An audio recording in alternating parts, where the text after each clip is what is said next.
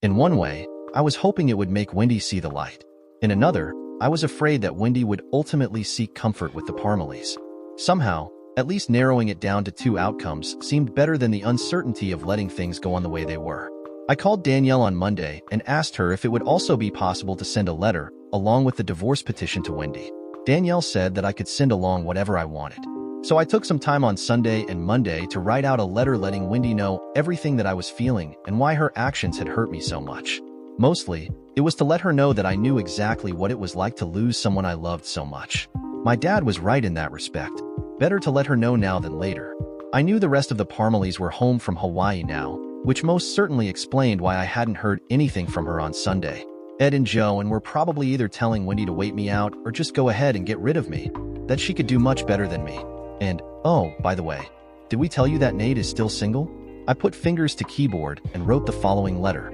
My dearest Wendy, if you are reading this letter, then you have received papers stating my intention of asking you for a divorce. While at first you may think I am doing this out of anger or spite, I want to assure you that I'm doing it out of love. Yes, that's right, love. I am doing this because I love you enough to let you go. I love you enough to let you be free. It has become painfully clear to me that you are not ready to move on from the life you enjoyed with Kevin. I know that you will probably try and tell me that you are and that you have, but the truth is that you haven't. I don't hate you for this, and I'm not angry with you for this. Hurt? Disappointed? I'd be lying if I said that I was not. I had my own dreams and ambitions that I wanted to share with you, and am quickly coming to realize that it is not possible. You made a comment to me last week over the phone that I couldn't possibly understand what you went through with losing Kevin. You said that I couldn't possibly understand unless it happened to me. The fact of the matter is, I do know what you went through. It happened to me. Her name was Consuela Ariana de Meradiego. She was from a small town in southern Mexico called Arriaga. Her father and mother were supervisors at a large coffee plantation there. Connie was fortunate enough to earn a scholarship to attend St. Cloud State, which is where I met her when I was pursuing a degree in fire science and public safety administration. I met her on a Sunday morning when we both attended Massachusetts. She was with a group of her girlfriends and I had gone alone. From the minute we made eye contact, neither of us could stop looking at one another. She was everything I had ever thought I wanted in a woman. Connie was beautiful with her long, jet black hair, her natural tan complexion, the darkest and most beautiful eyes I had ever seen. She had a smile that could have lit up a football stadium. She was so motivated to succeed, pursuing degrees in English and special education. Connie wanted nothing more than to work with children, especially those who struggled. We became inseparable, as most couples deeply in love do. I was so enamored with her that I almost felt sorry for other men who didn't have someone like Connie in their lives.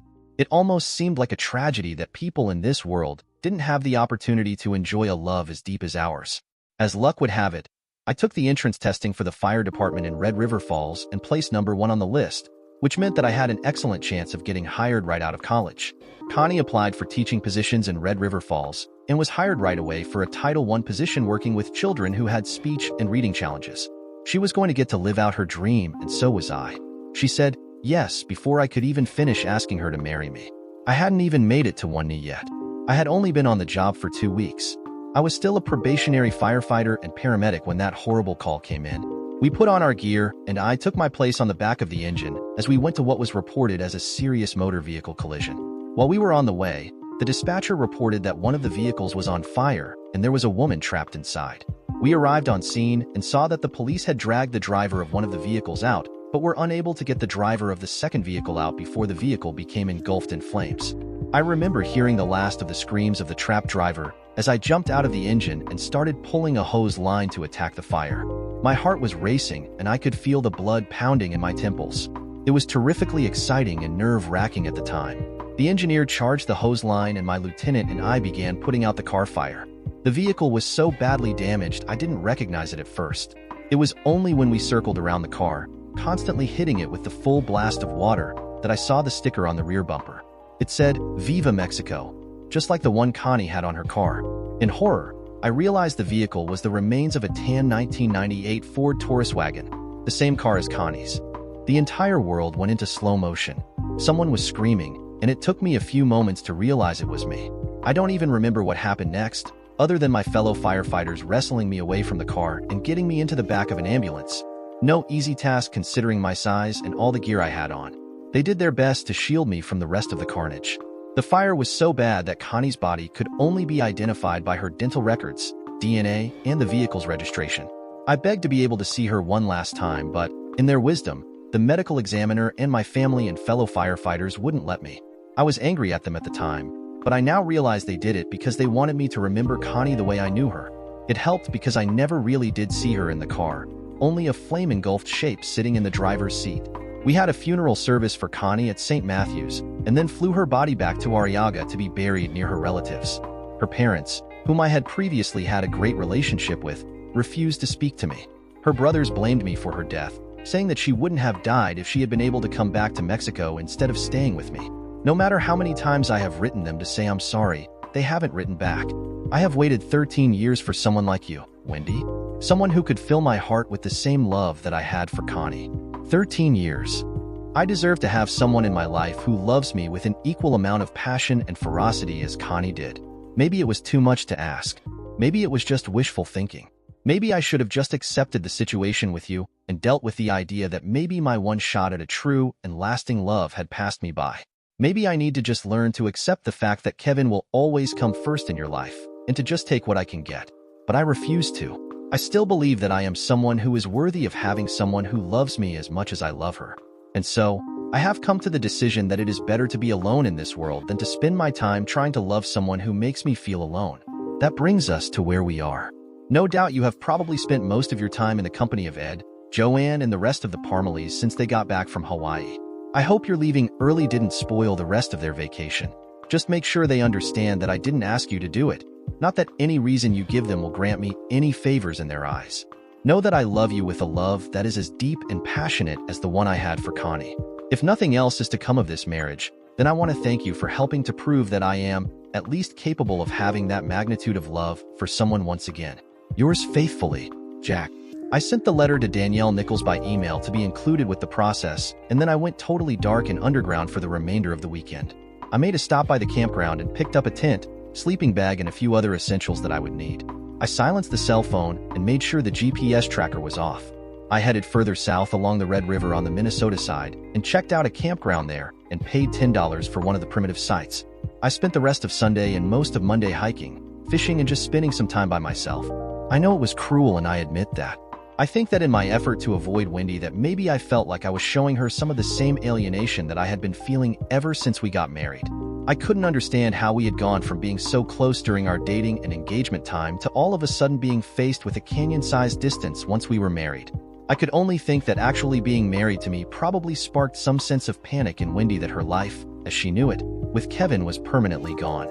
I couldn't really begrudge her of that because I had spent an awfully long time trying to get over Connie and coming to terms with the life that she and I would never get to have.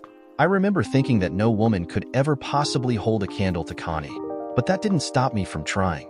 And then I met Wendy. I had been underground for nearly 2 days and completely off the grid and radar.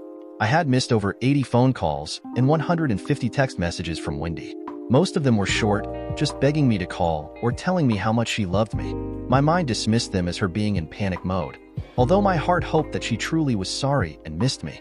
I hoped it wasn't because she just didn't want to be faced with the fact that her marriage was probably going to be shorter than Kim Kardashian's. Tuesday morning, I got to work at the fire station and took my seat as the lieutenant on Engine 1. Things progressed normally until about 10 o'clock in the morning when my captain approached me during our morning fire training and said there was a visitor who demanded to speak with me. I went to the front office of the station and was greeted with none other than Ed Parmalee himself. "Oh shit, what the hell is wrong with you, Jack?" he shouted. "Keep calm, Ed. You're in a public building. I don't give a shit. Wendy is at our house right now, and she is a total wreck. Bad enough that you had to go and ruin hers and our vacation, but did you really serve her divorce papers while she was at work?" "Oh shit, I hadn't thought about that. The deputy who served her must have had to track her down and found her at the college. I didn't mean for her to get served in front of her colleagues, Ed. I didn't think about where they were going to serve her, just that she was going to be served. Jesus Christ, you're an a-hole, Jack. Just where in the hell do you get off having her served? As far as I'm concerned, Wendy ought to be kicking your butt to the curb. It really doesn't matter, Ed. The fact of the matter is that Wendy and I getting married was obviously a mistake. And I don't need you to tell me that, so I think you should just go," I said, trying to be calm and professional. "You're goddamned right, it was a mistake. One I tried desperately to talk her out of. It was too soon after losing Kevin, and one hell of a step down for her, too. Whatever, Ed. You need to leave. You can either go peacefully, or I can have my captain call the police and have you removed by force. Fine, jackass, I'll leave. I just wanted to personally tell you what a piece of shit I think you are. You never deserved Wendy. You are absolutely nothing compared to what my son was. I'm going to do whatever I can to make sure you don't come anywhere near her again. Ed left the station and flung the door open so dramatically when he left that he ended up cracking the safety glass. You want to tell me what the hell that was all about?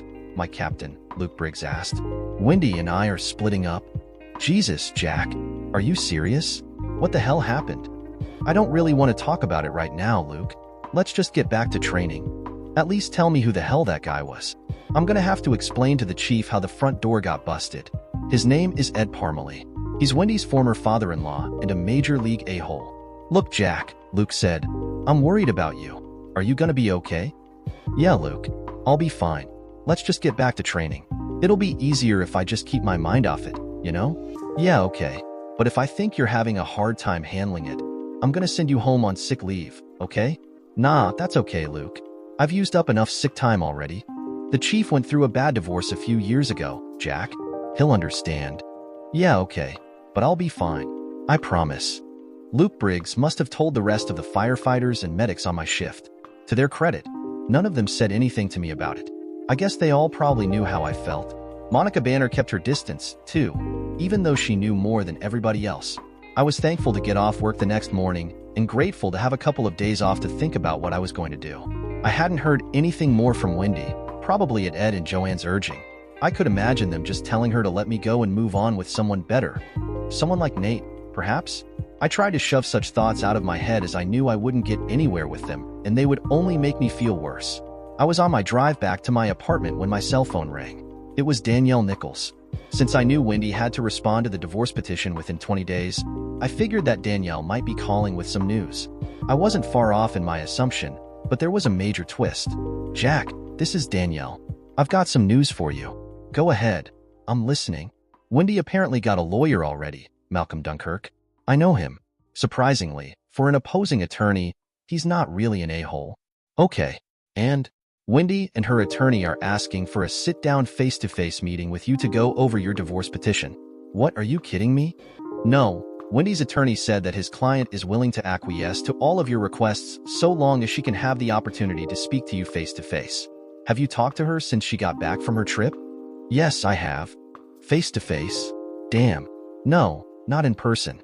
I've pretty much been avoiding her like smallpox. Well, if Wendy is willing to give you what you want, I say we do it. Her attorney is asking for a meeting tomorrow at 2 o'clock at my firm. Can you be there? I let out a sigh. Yeah, I'm off duty tomorrow. I can make it. I guess this thing is going to move faster than I thought. Yeah, it might, Jack. If you and she can agree on everything, you'll have your divorce within 60 days. Jesus, it took dating her almost a year and a half before I could muster the courage to ask her to marry me. And then another 6 months for an engagement. Almost 2 years to get married, and we can flush it down the toilet in a little over 2 months. Wow. I know, Jack, Danielle said, sounding sympathetic. But at least you can get started with the rest of your life. Yeah, there is that, I suppose. I got back to my apartment and decided to clean up and go work out at a local gym for a while.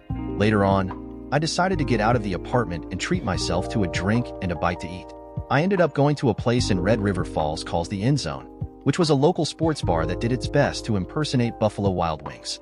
There were plenty of TV screens to watch just about every sporting event in the world that happened to be on at the time.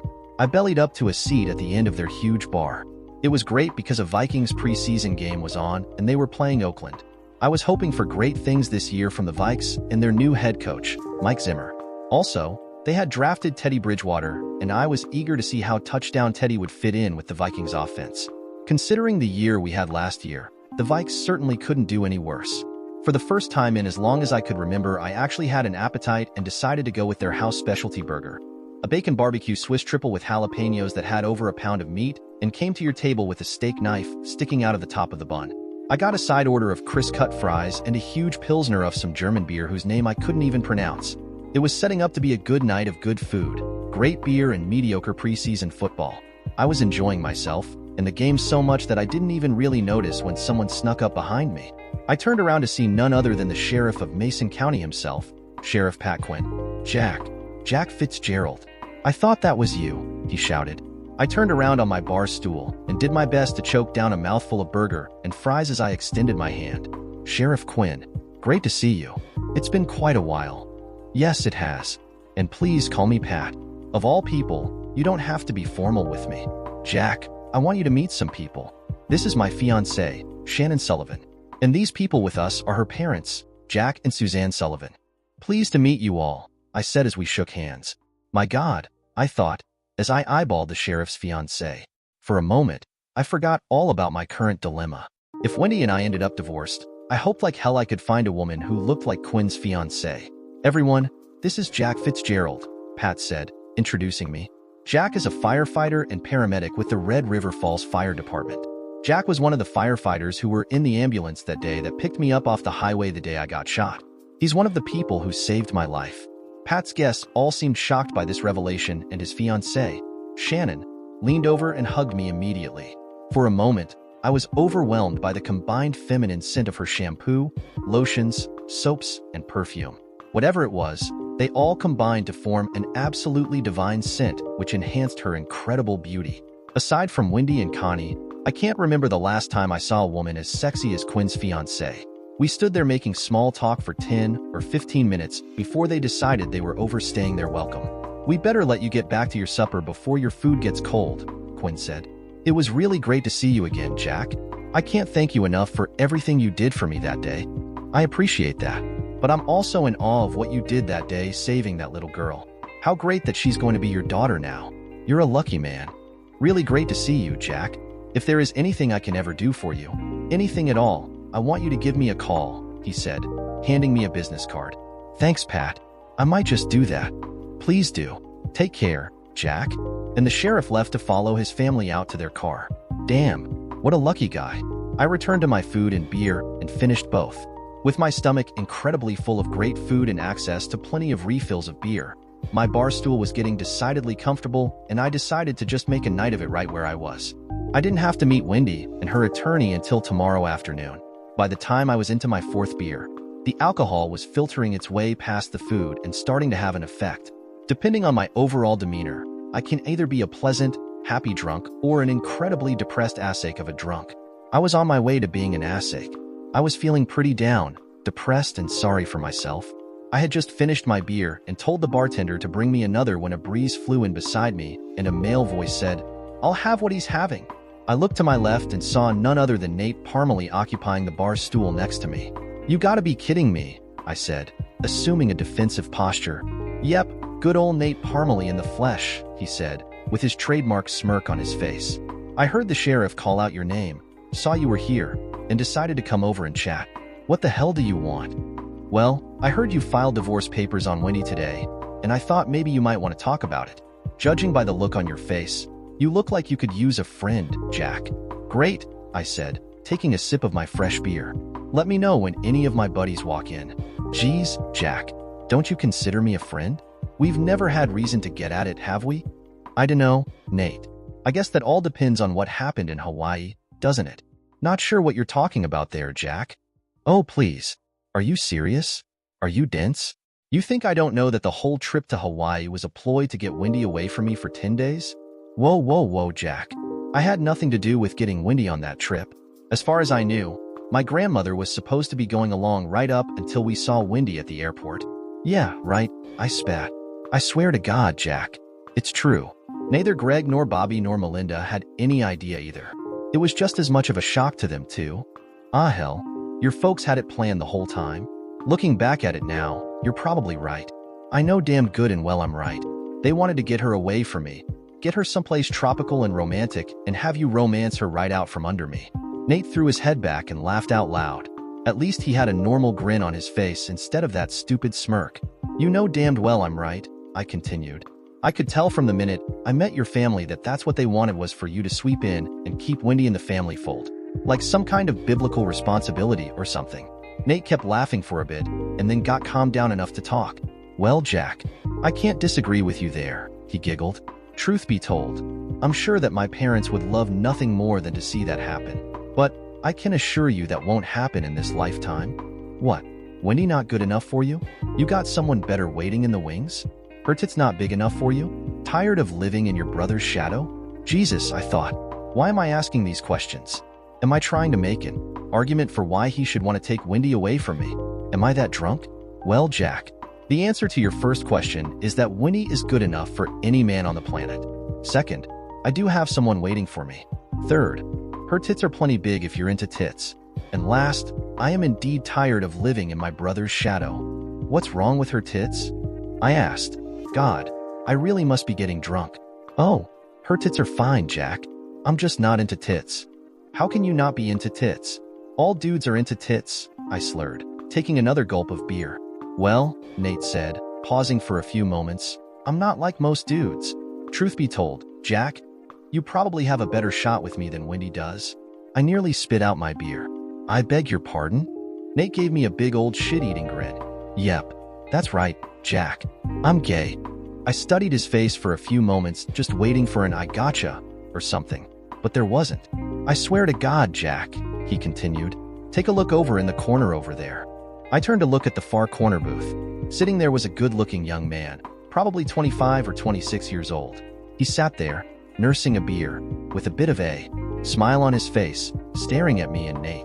That's my boyfriend, Jack, Nate explained, a look of genuine fondness on his face. His name is Wyatt Helms. We've been seeing each other for almost a year. Nate turned back towards me. If it makes you feel better, Jack, I didn't get to bring the one I love to Hawaii either. Neither did Wendy. As I looked back at him, what gave me and Nate a brief wave, to which Nate smiled and waved back. I looked back at Nate again, and he at me. The grin was gone, and a look of dead seriousness, with a bit of trepidation, had replaced it.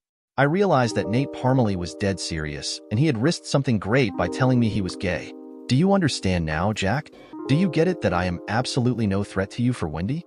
I'll be goddamned, I half whispered. I shook my head in disbelief. Sorry, Nate. No disrespect, I guess it's just hard to wrap my head around it. I mean, you look and act, well, what I mean is normal. You mean? I look and act like I'm not gay? Well, I don't mean to be an a-hole, but yeah. Nate chuckled. Don't worry about it, Jack. I hear it all the time. I was still shocked and incredulous. I guess I just thought that, well, I mean, you look like a cowboy, you know? Nate laughed. Yeah, I guess that's just always been my look. Ever since Brokeback Mountain came out, it's kind of been who I am, I suppose. Usually people hear that I have a background in theater, and they say, well, that makes sense. But yeah, the cowboy look throws him off the scent, so to speak. Guess I'm just a gay cowboy. Now I chuckled a bit and relaxed some, too. Sorry I misjudged you. Don't apologize. In fact, I'm sorry I misjudged you, too. On top of that, I'd like to apologize to you, Jack, on behalf of my whole family. Speaking of them, I mean, what do they think of you? I mean, no offense, but your dad seems like he's kind of uptight and old-fashioned. Nate took a long pull from his beer. Let me tell you something, Jack. I love my father in the way that all sons love their fathers to an extent. He never beat me or hit me while I was growing up. But as much as I love my father, I really don't like him very much. For some reason, that was an immense relief to hear. Sorry, I don't mean to pry. No, you're not prying at all, Jack. People have a lot of respect for my dad, and for the most part, he's earned it. But I see the side of my dad that most people don't. I see the temperamental, judgmental side of him that people don't.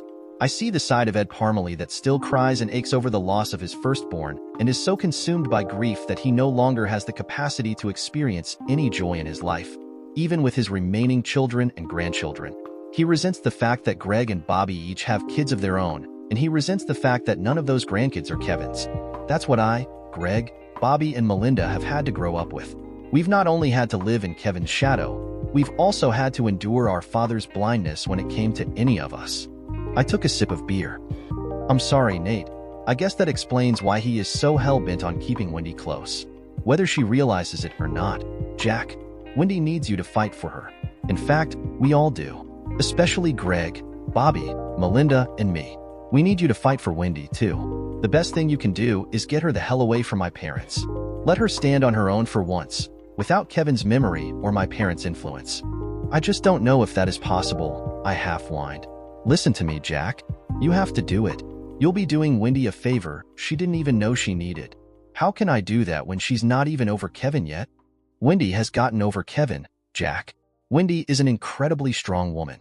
If she wasn't over Kevin's death, she wouldn't have married you. It has been 4 years since Kevin died. She knew she was ready to move on.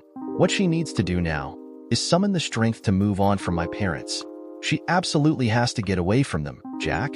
You need to sweep her up, romance the hell out of her, and ride off into the sunset. The problem is, Nate, is that I still see Kevin everywhere. Even being married to Wendy, I still have to deal with his presence every time I go to the house. I can't even call it going home because it has never felt like home. Get rid of it. Put it on the market. What my parents don't know is that Wendy wanted to sell the house for the same reason. She knew it would be harder to move on, too. My parents were the ones who just about demanded that she stay there and insisted she keep it the way it was when Kevin lived there. I don't know, Nate. There's just so much that has happened. I just don't know if I have the strength or will to go on, or if I even want to go forward. Maybe it would just be better if Wendy and I went our separate ways, and I'll just fade back into the woodwork. Ah, God, Jack. I am begging you not to do that. I am pleading with you to not let my father win this one. He already has it in his head that he can get Wendy to do whatever he wants. He is depending on her and everyone else to keep Kevin alive. I guarantee that Wendy loves you, no matter what she has said or done. When she realized that you weren't going to be there when she got home from Hawaii, she absolutely freaked out. She hasn't been this scared in a long time. She doesn't want to lose you, Jack. You don't understand, though, Nate. There's been some things that she's done and some other things that she planned on doing that are just going to be hell for me to try and get over. Nate leaned in. Look, Jack, if you're talking about the bedroom scene that you walked in on, Wendy told me all about that. She swore to me that she didn't know what came over her. She thinks it was just all of the pressure that she's been getting from my parents, along with the fact that the two of you haven't seemed to have gotten off on the right foot yet. Wendy told me in Hawaii that she planned on seeing a therapist when she got home to get to the bottom of it. It might have been some pang of guilt that came up after you got married instead of before. I don't think it means she loves you any less. That was bad enough, Nate. But the sperm issue is just more than I can take. Nate looked confused. Sperm issue? What on earth are you talking about, Jack? I let out a long sigh and proceeded to give Nate the Cliff Notes version of Wendy planning on impregnating herself with Kevin's sperm and forcing me to raise a child that wasn't mine biologically. Nate sat there with a stoic look that slowly turned to horror by the time I finished. No, Jack, that can't be. There is no way that Wendy would do something like that to you. I guarantee it. I'd be willing to bet my life that my parents have something to do with this. It is the only thing that makes sense. Only my dad could be so diabolical as to try and bring some measure of his son back to life by forcing Wendy to get pregnant with a dead man's sperm. What else could it be, though, Nate? Why else would she and Kevin have done it? Simple, Jack.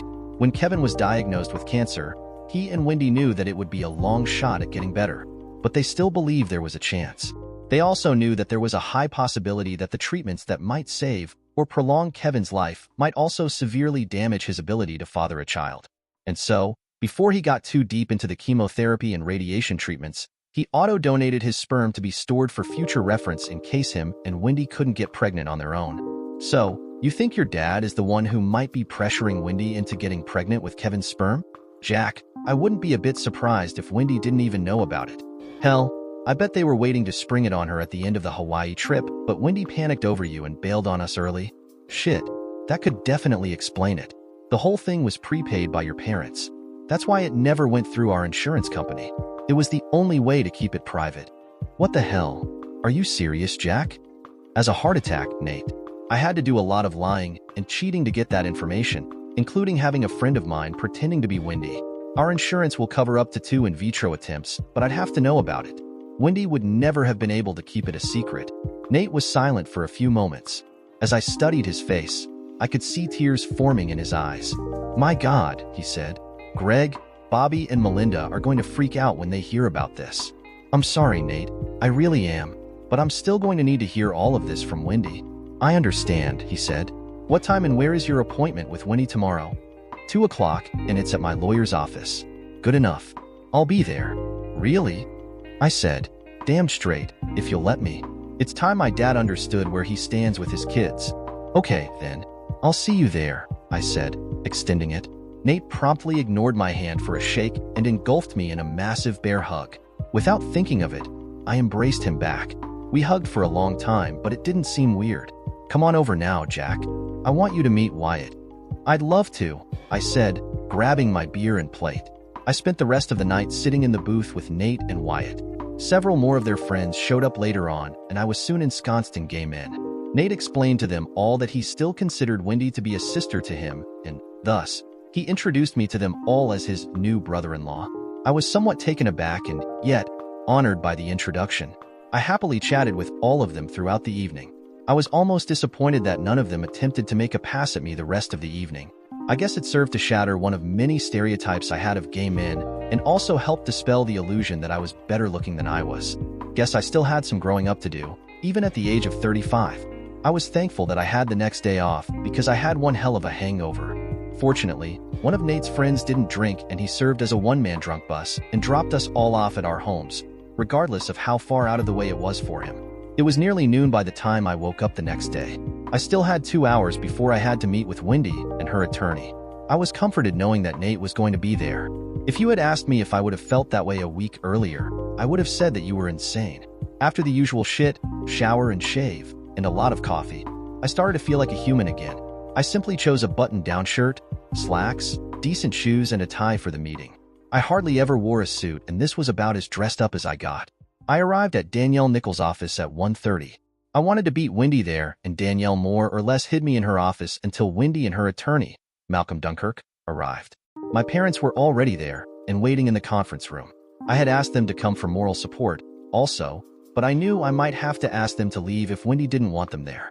At 2 o'clock, we headed for the conference room. I couldn't believe what I saw. Wendy sat there looking absolutely amazing in a dark blue pinstripe suit with an incredibly low-cut shirt. She wasn't blessed with an abundance of cleavage, but I suddenly saw what wonders a high-quality push-up bra could sew for someone like her. The other thing I couldn't believe was the fact that, along with her parents Mike and Christy, Ed and Joan Parmalee were sitting on the opposite side of the table from me, as well. Ed gave me his trademark scowl as I entered, and I saw my dad return an equally distasteful look to Ed, knowing how Wendy's former father-in-law felt about me. Regrettably, I didn't see Nate Parmalee in the room. I was crestfallen and hoped that he was only going to be fashionably late. Danielle Nichols sat to my right, and my parents sat to my left. My mother reached out and grabbed my hand as a show of support. Wendy saw it, and I saw a slight smile on her face as she did. She was doing everything she could to try and make eye contact with me, but I avoided doing so as much as I could. I was still too hurt. "Counselor, you and your client requested this meeting today," Danielle began. "Perhaps you would like to start." "Thank you, Counselor," Dunkirk replied. "My client requested this meeting to see if her husband would consider other alternatives to resolving their differences before settling on a divorce. It seems as if Mr. Fitzgerald had withheld some key information from my client that could be useful in achieving a successful reconciliation between them." "Counselor," Danielle started, "your client has engaged in a series of acts that have caused great emotional injury to my client and demonstrated that she has never been fully committed to this marriage. The terms my client has offered to Mrs. Fitzgerald were extremely generous and fair, considering they were newly married and both parties will keep only the assets they had when they entered into the marriage." "I understand that, Ms. Nichols," Dunkirk replied, "but my client has stated that she will agree to those terms, but only after she has had an opportunity to try and talk her husband into reconciling their differences first. Besides, Danielle, you and I both know that a judge is likely to order counseling first, and especially if one party or another requests it." Danielle looked at me for guidance, and I simply nodded to her to go ahead. "Very well, Counselor. Your client was the one that requested the meeting so she could talk to her husband. Why don't we hear from her then?" "Good," Dunkirk said. "You can go ahead whenever you're ready," he said to Wendy. Just then the door to the conference room opened and Nate Parmalee burst in. "Sorry we're late and sorry for interrupting," he said with a big grin. I was puzzled as he walked over to Wendy and reached down for a hug, which she eagerly returned. I could see a smirk cross Ed Parmalee's face as he assumed another member of Team Wendy had shown up for support. But then Nate made a production of walking all the way around the conference table and pulling up a seat directly behind me and then patted me on the shoulders. I turned in my chair and said, "Thanks," as we warmly shook hands. The smug look on Ed's face disappeared and was replaced by a deep scowl. To my amazement, Greg, Bobby, and Melinda all filed into the room and took up seats on either side of Nate. I exchanged warm looks with all of them as they took their seats. They, in turn, exchanged glances with Wendy, who smiled at each of them. Suddenly, I realized that this meeting wasn't going to be so much of a confrontation between me and Wendy as it was to send a message to Ed and Joan Parmalee. Jack, Wendy finally began. Why did you never tell me about Connie? Why would you keep such a traumatic thing like that from me? A pitcher of water and glasses had been set out on the table, and I took a quick sip and cleared my throat. Well, I said, trying to find the right words. I guess I knew your situation and all of the pain that went with it. I didn't want you to think that the base of our relationship was simply the commonality of having shared extreme losses. I was afraid you might think that I had never gotten over Connie. I didn't want you to ever have to worry about whether you came first and foremost in my life. But it is such a huge part of your past, Jack. In light of everything that has happened between us, didn't you think that it might actually help us if I knew about Connie? No, I didn't. I learned to put that pain behind me a long time ago. I didn't want to victimize you by bringing it up, especially because of the way she died. It's bad enough that I have that in my own head. I didn't want you to have it in yours. But here we are, Jack. And if we go our separate ways now, we'll never know if it would have helped or not. That's why I want us to give our marriage another shot, Jack. Wendy, I said carefully, there are much bigger issues here that have created a wall between us than just me not telling you about Connie. Are any of them so big that we can't overcome them, Jack? I'm afraid they might be, Wendy. I can't forget what I saw that day when I came home from the hospital. I saw the look of smug satisfaction on Ed's face when I referenced Wendy's act of masturbating to the video of her and Kevin. Obviously, Ed knew about it. How he knew, I couldn't guess. I had a hard time believing Wendy would tell him that. She must have confided in Joan, who, in turn, related the event to Ed. I can't explain what came over me that day, Jack, and I can't apologize enough to you for it. But I truly am sorry. And I'm sorry that I avoided dealing with it by running off to Hawaii. It was inexcusable on my part. Yes, Wendy, it was inexcusable. And the end result of that act is part of the reason for why we are sitting here staring at a divorce.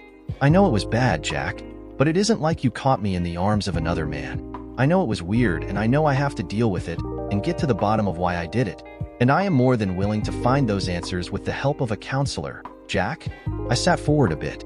Look, Wendy, finding you reenacting a lovemaking session with Kevin was, indeed, bad enough, and I'm sure that I can, in time, find a way to get past that.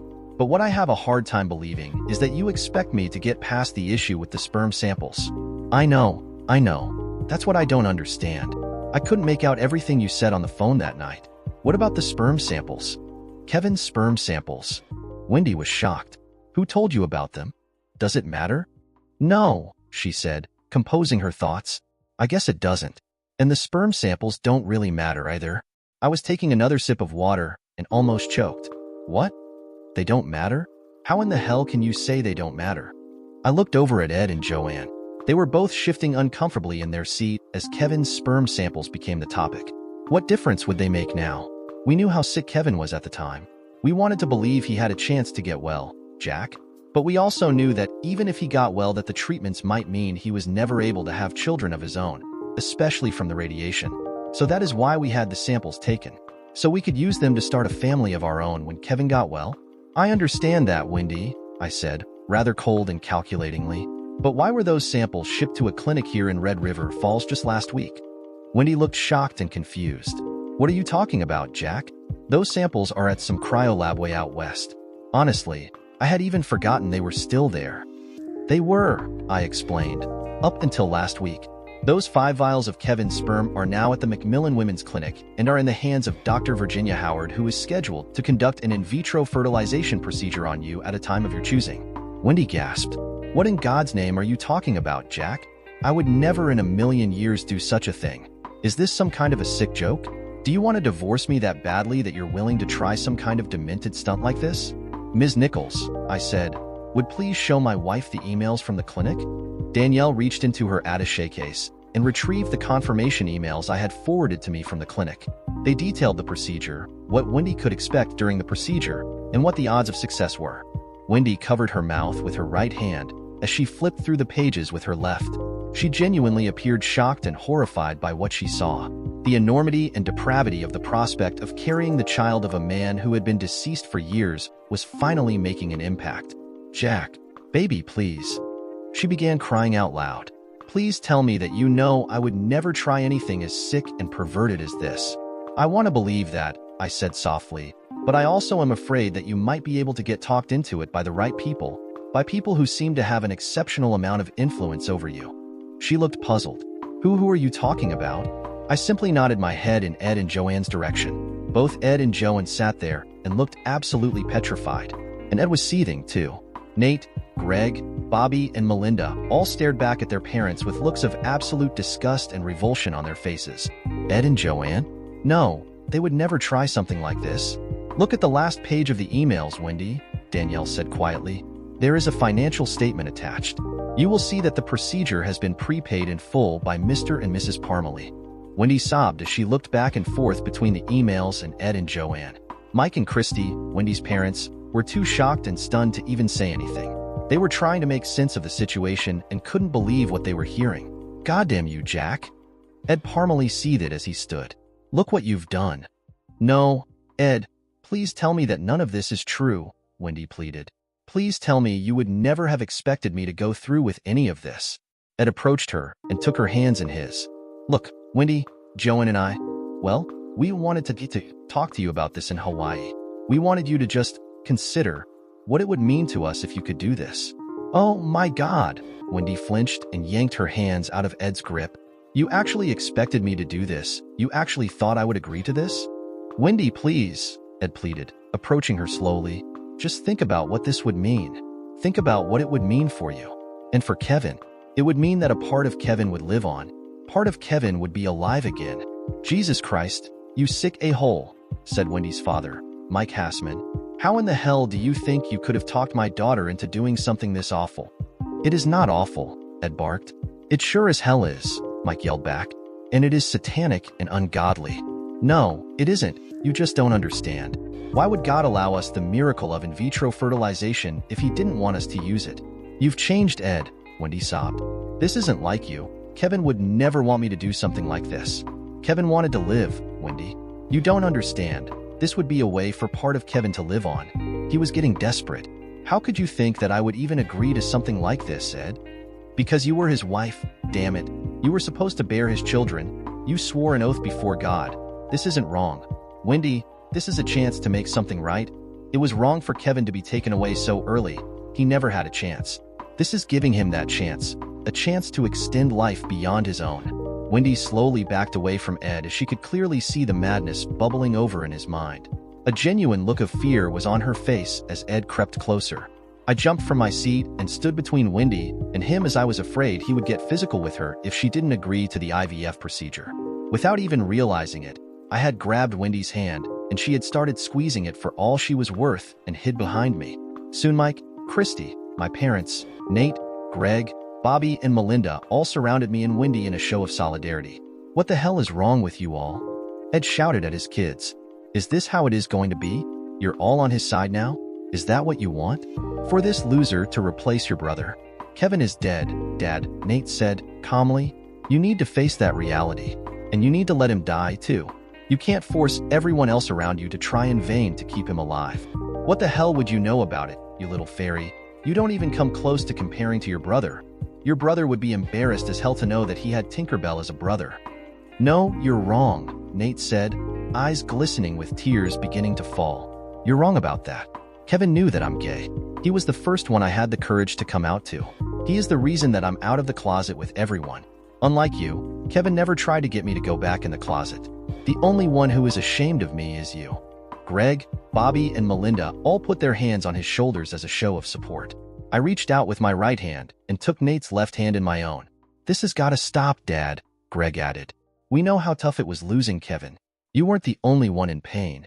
We all were, Dad, Bobby added. But you gotta let go of the bitterness and anger. It is going to consume you and bring you to an early grave if you don't. And we'd like to keep you around for a while, Melinda added. If not for yourself, then at least for us and your grandchildren. You don't know, Ed said, shaking his head and getting ready to explode. You have no idea. You'll never understand. Kevin had a destiny that was taken from him. We can at least get some of that back. No, Dad, we can't, Greg said. It sucks that it is gone. We were all devastated.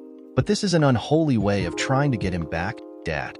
This is nothing more than scientific witchcraft. It isn't going to bring Kevin back. All it would do is bring a child into the world who would never have a chance to know his real father. It wouldn't be fair to the child. It wouldn't be fair to Kevin, and it sure as hell isn't fair to Jack. I don't give damn about Jack. I only care about Kevin, Ed returned his gaze to Wendy. Wendy, please reconsider it. Please think about what it would mean for all of us. No, Ed, I won't do it. Kevin would never want this. Ed stood there, his anger reaching a boiling point. Then he vented his anger towards me. God so help me, Jack Fitzgerald. I will never forgive you for this. All of you can go to hell. He turned and barked at Joanne. Come on, we're getting the hell out of here.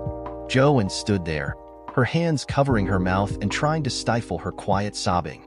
Joanne, let's go now. Joanne looked at her children, pleadingly. Then she looked at me and said, I'm so sorry, Jack. You're a good man. The hell he is. He's a pig and you don't need to talk to him, he said, grabbing her by the arm. Hey, Parmalee, my father yelled. If you talk to my son that way one more time, I'm gonna rip your goddamned head off and shit down your throat. My father doesn't get pissed very often, but when he does, watch out. Ed just gave everyone in the room one last pissed-off look and dragged Joanne crying out of the room. The place was silent and had the feeling as though a bomb had just gone off. Wendy broke out in full sobs and collapsed into a chair. Oh God, Jack, she wailed. I'm so sorry. I knelt down in front of her and grabbed her into my embrace. I held her that way and tried my best to calm her and reassure her that she was going to be okay. Everyone else crowded around us and joined in a massive hug of healing. Oh, Jack, I can't even imagine what you must think of me right now. I think you're beautiful, and you're the woman I love and want to spend the rest of my life with. No, Jack, she said, shaking her head. I'm the woman you should hate and want a divorce. I didn't want to divorce you, Wendy. I just felt like I had no choice. I felt like I was never going to be loved by you as much as you loved Kevin. I'm so ashamed, Jack, she wailed. Ed was right. He always knew what to say to me to get me to do what he wanted as far as Kevin went. He always knew how to push my buttons, and I let him. Ed was a manipulator who did so to cover his own pain, I explained. He's right, Jack sobbed. If he had gotten to me in Hawaii and stated his case, he probably would have talked me into it. He would have made me think it was a great idea to have Kevin's baby and that Kevin would have wanted that. I don't know why I never saw it all before. Our house, the pictures, Kevin's stuff. Ed could never let him go and he was never going to let me move on. The realization that Wendy might have gone through with it was like a punch in the gut. But instead of getting angry, I just held her closer. I knew beyond a doubt that there was going to be a lot of therapy in our future, both because Wendy needed it and because I needed to know that I wasn't chained down by my own ghosts. It's okay, sweetheart, I reassured her. It didn't happen. We're going to work through this. We're going to work on our marriage. And we're going to work on ourselves. If you give me a chance, Wendy, we'll come through this much stronger and better people. Will you give me that chance? Wendy looked at me through her drenched eyes in shock. Are you serious, Jack? You filed divorce papers on me, and you're the one asking for another chance? My heart skipped a beat as I was afraid she was going to tell me to go to hell. But she answered my question by grabbing my face and pulling me in for the most sensuous, mouth-watering kiss we had ever shared. Even our tears blended together, and in that moment, I knew for the first time in a long time that Wendy and I were going to make it. Everyone else sensed it too, and they all filed out of the conference room, each stopping to hug us once more on their way out. I looked at Nate Parmalee and mouthed the words, "Thank you," as he was leaving. He simply winked and smiled. Wendy kissed me again with as much passion and love as the first. Her lips told me everything I needed to know, that Wendy was mine, and mine only. A lot has happened since that day in the conference room. Almost all of it has been for the better. Wendy has been promoted to the chair of the foreign language department at Red River Falls Community College. She is now only teaching one class per semester and has more regular work hours. She no longer teaches the English as a second language course, which she really misses, but was able to incorporate that program into the academic curricula of the college, giving new immigrants an opportunity to earn their first college credits at no cost to them. Wendy gained regional and national attention for her program, and I couldn't be more proud of her. I had been furthering my own education over the last few years by obtaining a master's degree in public safety administration. In addition to that, I had also successfully completed several National Fire Academy courses in Andover, Maryland that focused on international building construction, international building codes, fire behavior and investigation, and the world-renowned National Fire Academy Arson Investigator course. This resulted in my getting promoted to the fire marshal position at the Red River Falls Fire Department. I worked regular business hours now, unless there was a fire or incident, and Wendy and I were able to spend even more time together. Wendy and I each found an individual counselor to work with. Both of them specialized in grief counseling, which we both needed. Mine also had a lot of experience working with veterans with post-traumatic stress disorder, and I began to realize that I had a lot of the same symptoms. Some were probably from Connie's accident, but a lot were also from different experiences I had in my job as a firefighter and paramedic over the years. Anyone who has done that job or been in law enforcement for as long as I have has seen a lot of unpleasant things. My therapist helped me to learn from it and deal with my stressors. We also found a terrific marriage counselor that helped us grow together as a couple and strengthen and enrich our marriage in ways that we never even thought of. One thing that we employed right away was our counselor's suggestion that we never sleep with a stitch of clothing. She said that couples who slept naked had the benefits of skin-on-skin contact when they slept, were more likely to cuddle together when sleeping, and that helped to form much closer emotional bonds. And, of course, couples who slept in the nude were always ready for sexual intimacy at a moment's notice. We absolutely savor lovemaking in the morning as it is somewhat sleepy and almost feels like an erotic dream. But it is a dream where only she and I play a part, no one else. Soon, our passion level rises and neither of us can hold back. We almost always come together and then bask in the soft afterglow, holding each other firm in our embrace. We drift off to sleep again, with our bodies and bloodstream full of endorphins, and wake up each morning fully sated and refreshed. We maintained separate households for about a month. After a few counseling sessions and beginning to grow closer and learning to forgive one another, Wendy was soon spending the night with me in my apartment. By the second month, she had put the house on the market and moved completely in with me. We decided to stay at the apartment for a while and take our time before rushing into finding a permanent home of our own. Needless to say, Ed Parmalee was pissed about selling the house. But Wendy hasn't spoken to him since the day at the attorney's office, not that Ed hasn't tried. By Christmas time, the house had sold. We were getting closer and closer every day, and we were feeling and acting like the newlyweds we really were. Wendy gave most of her furniture to Nate Parmalee and Wyatt Helms as they decided to take the big step of moving in together. Interestingly, they chose to get a nice 2-bedroom apartment in the same complex as us. We hosted a nice housewarming party for them. Greg, Bobby, Melinda, their spouses, and all the grandkids attended. Joanne attended. Ed did not. But lately, there has been progress there, too. Ed and Joanne have, at the strong urging of just about everyone, gotten into a grief therapy program of their own.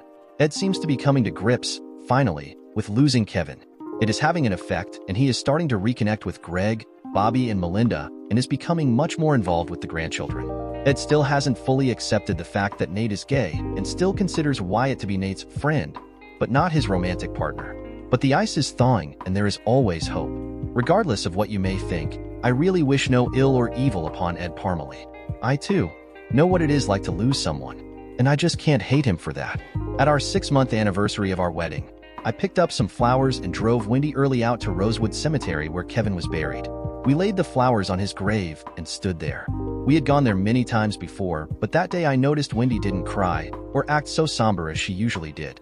She simply looked at his beautiful polished granite headstone with a smile and a look of fond remembrance. She laid a small envelope with a note in it at the base of the marker.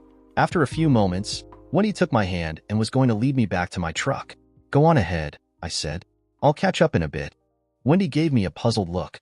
"Are you sure? Is everything okay?" "Yeah," I smiled. "Everything is fine. I promise. I just want a few minutes with Kevin by myself, if that's okay." "Yeah, absolutely," she said as she gave me a kiss on the lips. It was the first time she had ever kissed me while visiting the cemetery. She smiled at Kevin's headstone one more time and then turned to walk back to the truck. "She's absolutely amazing, Kevin," I said to his headstone. "I want you to know that I promise to love her, cherish her, and protect her for the rest of my life. There is absolutely nothing I won't do to make her happy. I promise you that I will never raise a hand against her nor raise my voice in anger to her. I want you to know that your name will always be spoken of with respect and hallowed honor in our household, and that I will never do anything to try and attain a place of more importance in her heart, only equal. And I promise you that I will love her for the rest of my life. God is my judge. I swear this oath to you, Kevin." I stood there for a few moments more and then quietly turned and walked towards my truck. It was parked at the bottom of the hill from Kevin's grave. Standing outside the truck was my beautiful wife, her shocking red hair glowing brilliantly in the early morning sun. She absolutely radiated in a way I had never seen until that moment. I walked up to her, took her in my arms, and we shared a brief but tender kiss. "Let's go home," she said. "Home is the name for heaven for those of us still on this earth. A place of love, warmth, and a stage where life memories are made." It was still early in the morning as we drove away, the sun still hovering above the eastern horizon. The sky was cloudless and blue, and there was no wind. The city was just waking up, and the incredible and peaceful calm reminded me how far we had come from the stormy, tempestuous days of our early marriage. "I could see you were talking to him," Wendy said. "What did you say to him?" "I told him that I would love you and cherish you for the rest of your life, and that his name and memory will always have a place of honor in our hearts and home." Wendy sat there smiling and squeezed my hand tightly. "Want to know what was in the note that I left for him?" "Only if you want to tell me," I replied, somewhat uneasy. I told him that I was grateful for every minute we spent together and will always cherish his memory. I looked at her, smiled, and squeezed her hand back. And I also told him that I didn't think you would mind if Kevin was the first one I told that I'm going to be a mother. I nearly slammed on the brakes of the big Ford in shock and then immediately chastised myself for doing so. "Easy, Jack," she giggled. "I'm in a delicate condition over here." "Oh my God, you mean you're... Congratulations, Jack. You're going to be a father." And she quickly unbuckled and crawled over for another one of her steel-melting kisses. "And before you even think it, no, there was no visit to the Macmillan Women's Clinic," she giggled. We embraced for a few moments before we realized that I had stopped dead on the road and a car was honking behind us. We both laughed and then waved an apology to the driver as he drove around us. Fortunately, it was someone I knew and he didn't get too pissed. I just can't believe it. I mean, we weren't even trying. And you're on the pill. I know. I guess that just means it was meant to happen. I mean, how far along are you? Not far. Only a few weeks. I should have had my period by now, and I took an HPD after I got up this morning. There was a plus sign. And those things are supposed to be pretty accurate, right? The box says over 98%. Wow, I'm absolutely floating on air. And panicking. We gotta figure out what we're gonna do about a house and a nursery and baby clothes and diapers. And what do we do if it is a boy or a girl? Wendy laughed. I'm reasonably sure it is going to be one or the other, Jack. I laughed at myself. I was blubbering. My heart was racing 100 miles an hour, but was swelling with love as well. "Well, what do we do first?" "Well," she said, "we've got some time before we have to worry about the big stuff. But for now, maybe we could start thinking about names." I thought for a minute. "If it is a boy," I hesitated, wondering if it was right. "I think Kevin Fitzgerald has a really nice ring to it." Wendy's eyes widened, and her face lit up. "Really? That's so amazing. Because I was thinking that Connie Fitzgerald sounded perfect for a little girl." "Oh my God. We share a brain." We embraced for a passionate kiss. "Come on," Wendy said. "Drive me home, so we can have some hot pregger sex." "Oh my. Is pregnancy gonna bring out your inner freak?" "'Cause that would be awesome." "I don't know about that, Jack. But you can at least take me home and screw me a few times before the morning sickness kicks in." I laughed out loud. "Well, since you put it that way, I consider it an honor and a duty. Just adding to your husbandly duties," she giggled. "Well, you know what they say, if mama ain't happy, ain't nobody happy." That's a fact, Jack. And so we drove home, to make lots of love and memories. Dear listeners, please share your thoughts in the comments section below, and don't forget to like, share, and subscribe.